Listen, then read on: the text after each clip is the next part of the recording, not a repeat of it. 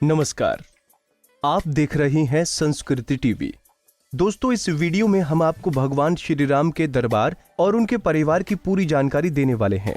विवस्वान यानी सूर्य पुत्र वैवस्वत मनु और वैवस्वत मनु के पुत्र इक्ष्वाकु के कुल में आगे चलकर भागीरथ, हरिश्चंद्र, सगर, पृथु, रघु आदि कई महान लोग हुए।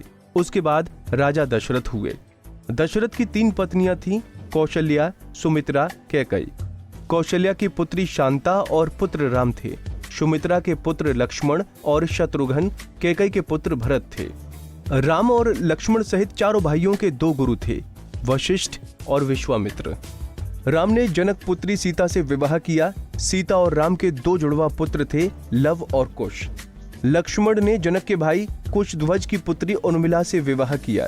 लक्ष्मण से उनके अंगद और चंद्रकेतु नाम के 2 पुत्र तथा सोमदा नाम की एक पुत्री उत्पन्न हुई। लक्ष्मण की चित्पद्मा और वनमाला नामक 2 और पत्नियां थीं। भरत ने भी कुशध्वज की बेटी मांडवी से विवाह किया। भरत के 2 पुत्र थे, तक्ष और पुष्कल। शत्रुघ्न की पत्नी का नाम शुद्धकीर्ति था, जो जनक के भाई कुशध्वज की पुत्री थी। मथुरा में शत्रुघ्न के पुत्र सुबाहु का तथा दूसरे पुत्र शत्रुघाती का भेसला यानी विदिशा में शासन था। श्री राम की 2 बहनें भी थीं, एक शांता और दूसरी कुकबी। कुकबी के बारे में ज्यादा जानकारी नहीं मिलती, लेकिन शांता के बारे में सभी जानते हैं।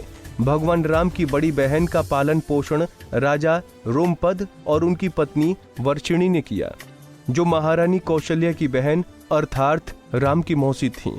शांता का विवाह महर्षि विभांडक के पुत्र रिंग ऋषि से हुआ। इन रिंग ऋषि ने ही दशरथ जी का पुत्रेष्ठी यज्ञ किया था, जिसके चलते राम, लक्ष्मण, भरत और शत्रुघ्न का जन्म हुआ था।